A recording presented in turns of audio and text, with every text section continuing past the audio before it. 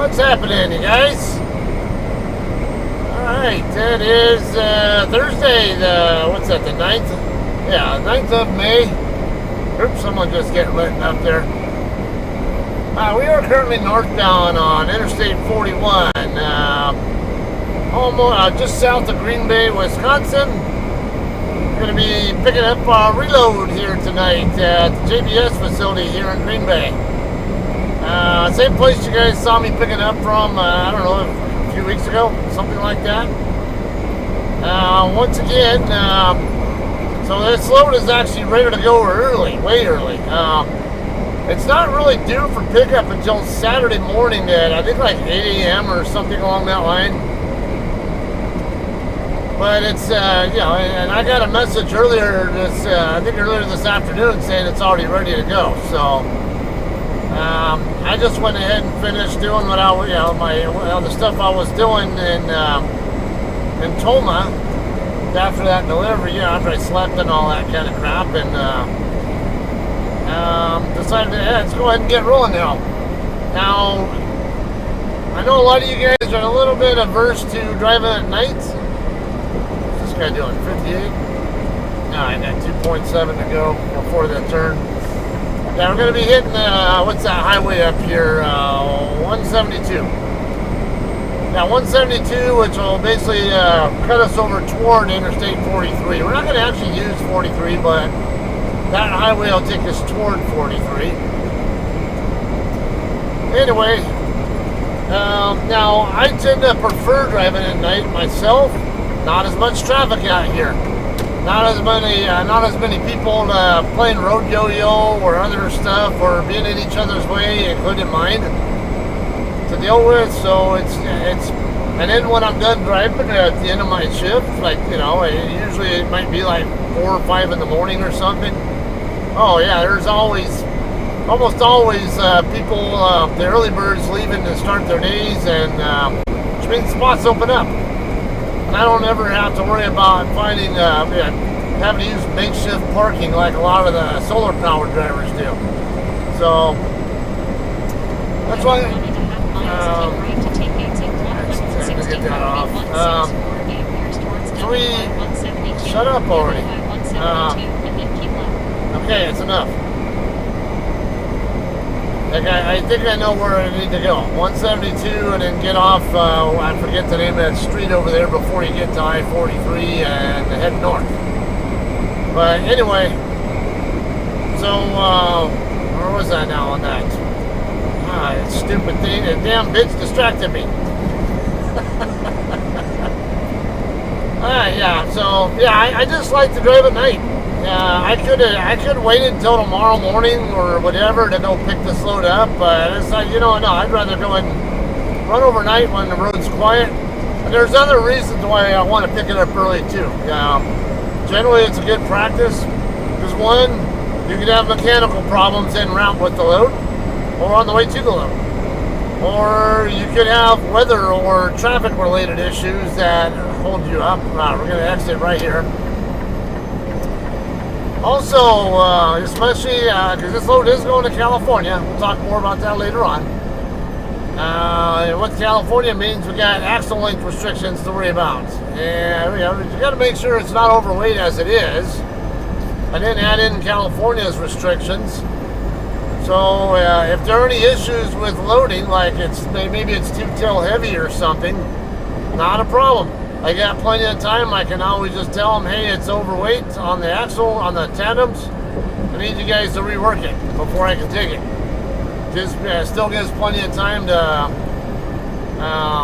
for them to fix it and get it corrected correctly, whatever. Because I know some people who've had to.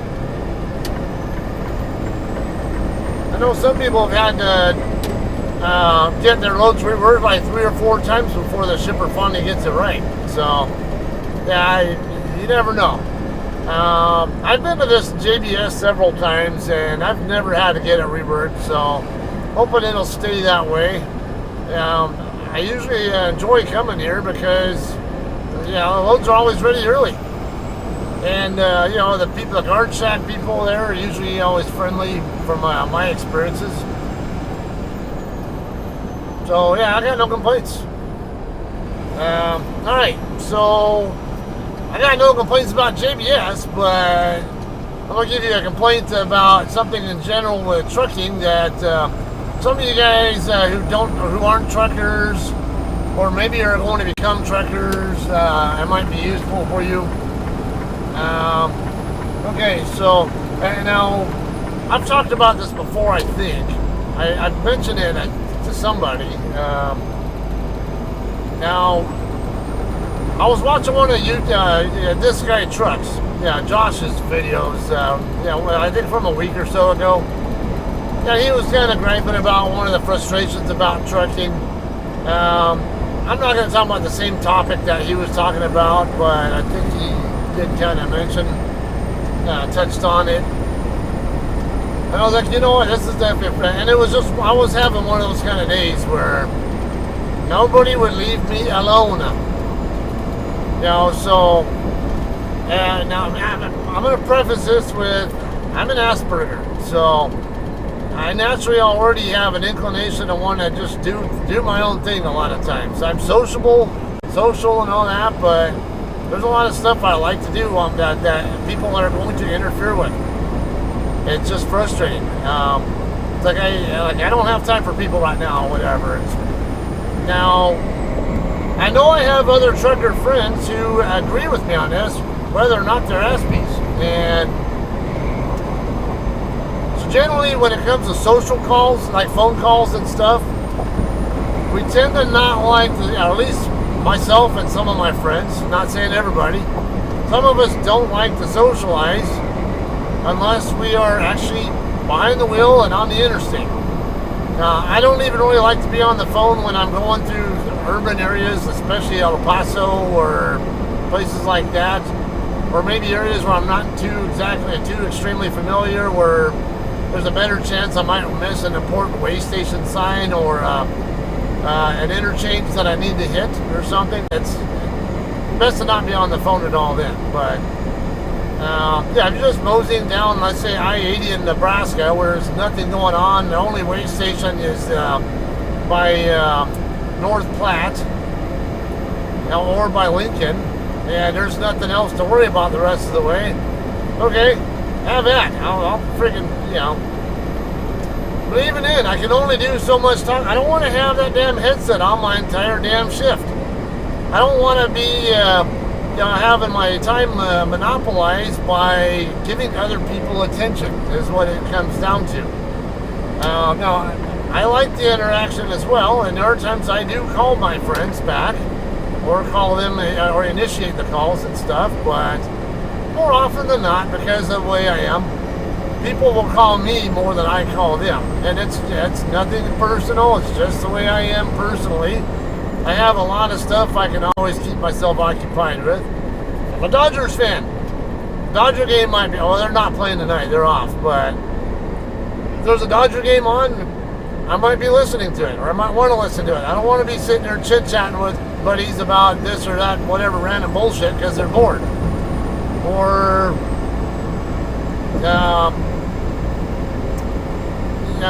what else? Or like when I'm in the back, especially, or if I'm outside my truck.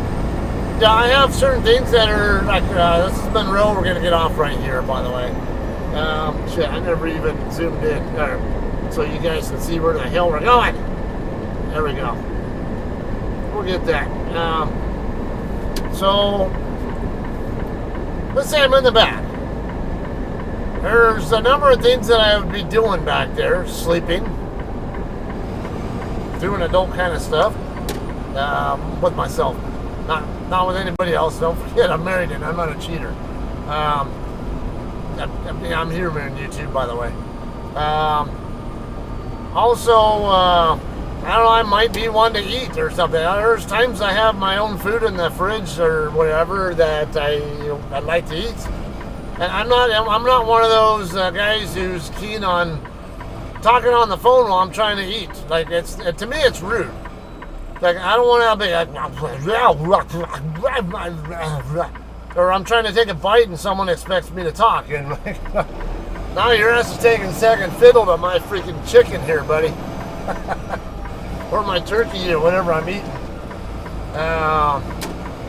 So yeah, that's one of the things. Or I might be trying to sleep and I don't want to be bothered, especially when I'm working, when I tend to drive any kind of random hours that just keeps the load moving efficiently.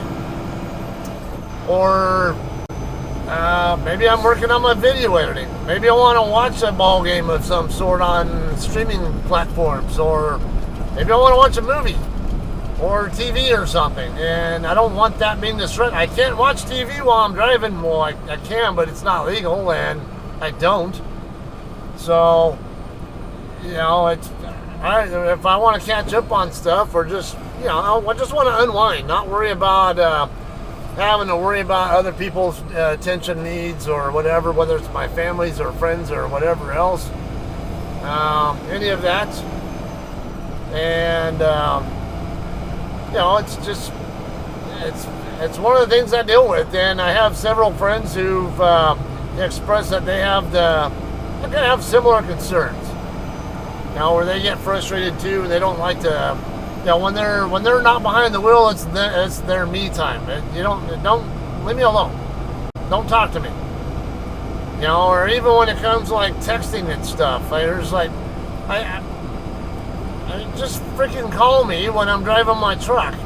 If it's something quick or something that is brief and not just social or whatever, okay, I'll indulge you, but I don't sit there and expect me to sit here and have an hour-long conversation with you when I'm back there wanting to do other stuff, or I'm maybe even outside my truck using the restroom, eating, or actually there are times I do other stuff like go jogging or something. I try to be careful with the jogging too much though, because if I do much jogging at all where I'm gonna get sweaty, I'm gonna want to shower, and I don't want to jog enough where I'm having to shower. Yeah, if I'm kind of not in a good spot to take one, or maybe I don't have enough shower credits or something, because a lot of my fuel I don't get from like Love's or Pilot, Flying J, TA, Petrol, whatever. Sometimes I get my fuel from just mom and pop kind of places, whatever is most cost advantageous for me. All right, so yeah, generally if I'm not in this seat driving my truck, I probably don't want to be on the phone.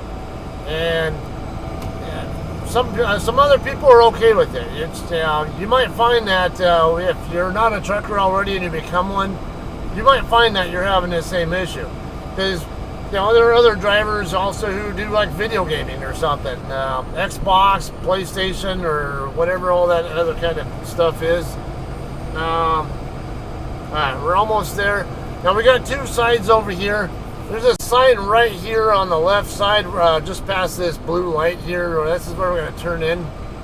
This is the JBS. Now, this is probably where our loaded is going to be. Yeah, this is it.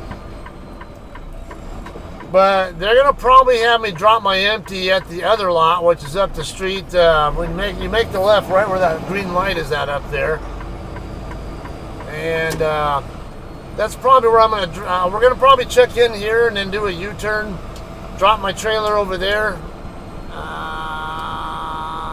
Use right lane, that's what I always forget. And then we'll probably drop our trailer and then bobtail back over here to get her loaded, more than likely. But it varies. All right, let me go ahead and get checked in here, and we'll see if how right I am. Alright guys, we are actually going to drop our empty here, and our loaded is also over here. I'm going to go ahead and slide Tandems first though. There we go. So really convenient. Alright. Now, okay.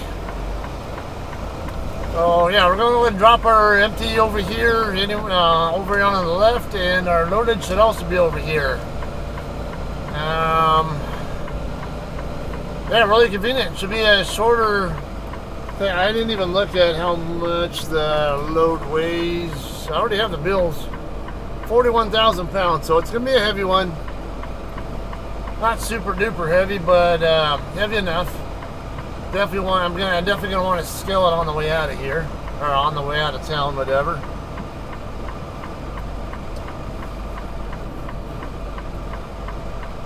All right. Now a lot of people are a bit averse to also sliding tandems until they're already lined up with their spot or something, but yeah, I was gonna. All right. Yeah, I'm gonna put it right here, I guess, or maybe next to 6404.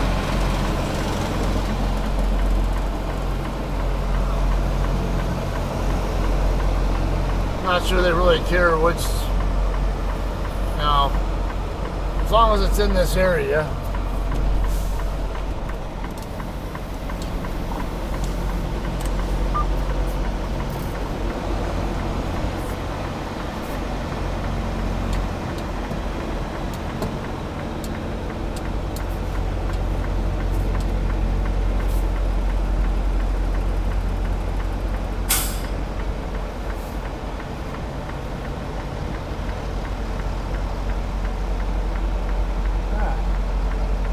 Are these wide spots or something? Because I swear I can tell I'm further away from that trailer than, yeah, these are a little bit wider spots. That's why I'm like, I feel like I'm too far away from this JCT trailer, but at the same time, it feels like I can tell that I was not exactly that close to this one here. I'm like, it throws you off when you're used to the lanes, and the spots only being a certain width. All right, let me get this trailer dropped, and I did not look to see if I had already passed our new trailer. I know it's a Hirschbach trailer by the trailer number. We'll talk about that in a bit.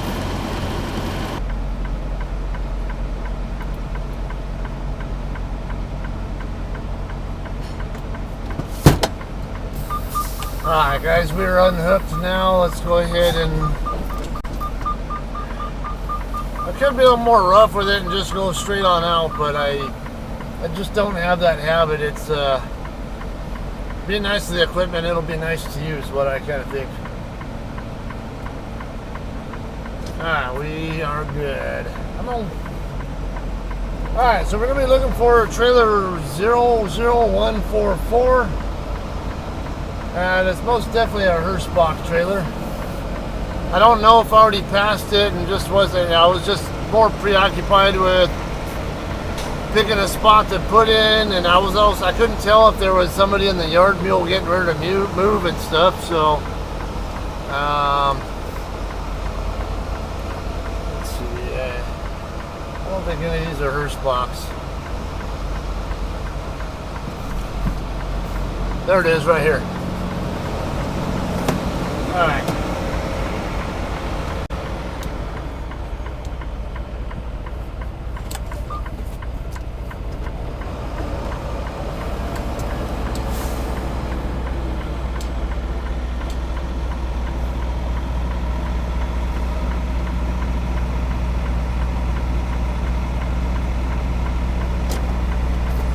I should be filling weight, but I'm not, or I'm not filling enough. There might be just a tad bit of weight, but I know my fifth wheel's under that apron, and I'm not feeling it yet. It means raise my bags, and now I got pressure on there, so I know for sure it's under the apron, or putting pressure on the apron. But if I don't see that, I don't back in. All right, let's tug it. All right, good to go there. I'm going to go ahead and do my pre-trip, and we'll talk more about where... I already told you he's going to California. I just haven't said where in Cali yet. We'll talk about that on the way out of here, okay? Alright, guys, we are done here, ready to roll. Let's see, I got Tandems, or actually drive axle is about 31,000 pounds. So there's a possibility it could be a little tail heavy. I don't know. We'll find out. 41,000 pound load, I'd expect to be somewhere in the 75,000 pound gross range. So if I got 31 there and 11, almost like 11 and a half on the steers, that's 42 and a half. So no, it should be all right. It'd probably be in the 32 and a half, like 33,000 or so pound range on the tandems if the bills are accurate. Never trust the bills though until you put it on a scale, because I've had load where the build weight was 28,000 pounds, but it really was a 40,000 pound load. Yeah, never trust the bills. Alright, anyway, let's get checked out over here. I think we used the outer lane because the car was in the inner lane earlier. Yeah, trucks stay right.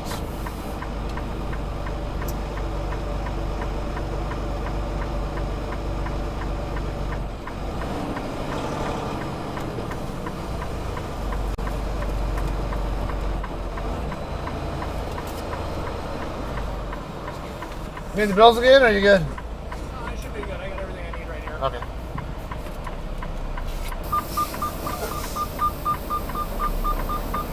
Alright guys, we're good to go here. I'm going to go ahead and I'll get past the gate. I did some of my departure info still.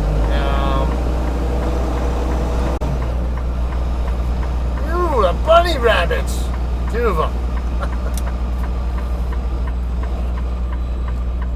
You guys wouldn't have liked me in my 20s.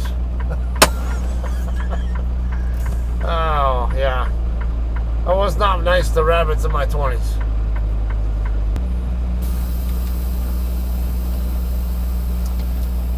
Alright guys, let's get out of here and I'll let you see where we're going to next. We are going to Oakland, California, Bay Area. Alright, check we're all clear there. I'll watch my tandems first before I do anything else. Alright, yeah, good. Okay. Be a 2,200 plus mile. Yeah, you see there, 2222 are the loaded miles to get there from here. I don't got a lot of JCT drivers complaining that they're not getting miles, or what loads they are getting have low miles on them and too much time. Yeah, I'm not having that problem, as you can see. Not trying to brag. I wish everyone else would be having their normal, what they're used to doing. There are some hiccups with the transition into Hirschbach's dispatch system, but to me that's to be expected. Problem is a lot of people aren't in a position where they can really afford to have their livelihoods messed with by hiccups, and I feel bad for them because I'm not in the same situation, either financially or with what kind of loads I'm getting. As far as like scraping at the bottom of the barrel with loads and money too. Not that I'm well off, but anyway, yeah, loads are there. It just I know I'm going to be there early. And I'm going to need, I only have 29:42 left on my 70-hour clock anyway, and as I just did at 34 when I, because of my home time before I picked this load up. So, it's, I'm not going to, I'm going to probably run out of clock before I can get into my recaps. And 2,200 miles, 1,800 miles is about, it's about 30 hours. A little more than 30 hours, more than likely. So, especially with the route I'll be taking.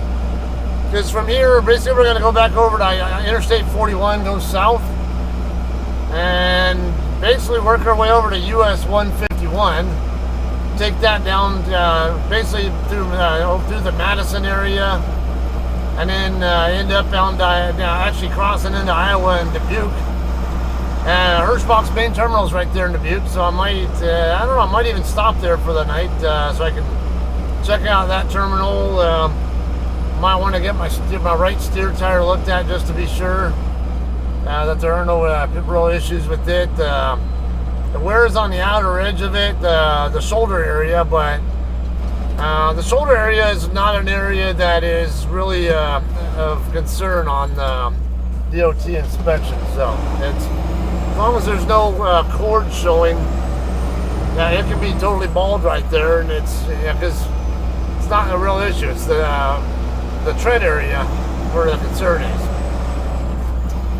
Anyway, so where's the nearest Catskill, by the way? I'm going to go ahead and show you that. The Napier Superstore, which is right over here on I-41, just south of town. I'm going to go ahead and show you on the map, so you got an idea. With, yeah, we're going to turn right here. I'll follow this sign to Interstate 41, and I'll get zoomed in on that so you can get it's only like not even 10-mile drive from here. So yeah, real convenient. It's right along my route, and not that far away. So if there are any issues with it, I don't have to trek that far back over to the shipper to get it fixed. All right, so that's what's going on here. So yeah, I can't remember when it's due. I don't know, the 14th or whatever day it was. I don't even remember. So I got plenty of time on it, though. Like I said, I'm picking it up a day and a half before it was even supposed to be picked up, and it has to have enough time on it, even if I pick it up just on time, to deliver it on time. So I'm hoping, yeah, I'm anticipating if all goes as planned, I should be able to get a 34-hour reset in somewhere down that way. I don't know, maybe I'll make it the Reno area, Sparks or something, I don't know. I can try. I don't know if 29 and a half hours is going to be enough to get me to Sparks, but I'm going to do what I can. It should get me into Nevada at the very least. So we'll see. And then I'll just probably do a 34 wherever I run out of clock. And run it from there. That customer in Oakland is probably my favorite one there. It's a nice, pretty new, newish Lineage Logistics facility, basically. It's called Coolport, but it's basically Lineage Logistics. I've been there before. It's been a long time now. I don't even know if I have log footage of that place. So, and it's not very likely. Well, the only way I'll swap off this load is if I get something going back to Southern Cal instead, because my dad being terminally ill, I want to stay along that route. I want to stay where I'm already on the way there anyway, or can easily get turned back in that direction. So I guess that might be another reason to stop by the Dubuque yard. Also, my good friend David, I was talking to him earlier. He's over in Gary, Indiana right now, and he was talking about taking his load to the Dubuque yard as well. So I guess that's another reason I might want to stop there. I don't know. I want to run some miles. I don't know if that's enough. I want to run at least a good 400 miles ideally, and I don't think Dubuque is 400 miles from here. But it's not a big deal. Like I say, I want to double check that tire, make sure it's okay. The tire tech thing is hunky-dory over there if I can, and I don't know, I might end up running into David over there. So, alright, otherwise, I guess that's it for the night, alright? You guys, hope you guys enjoyed. I will probably, I don't know, I might see you guys in Oakland unless I end up swapping off it somewhere, who knows? I'll figure it out. But, alright, otherwise, I will see you guys later. You have a good night.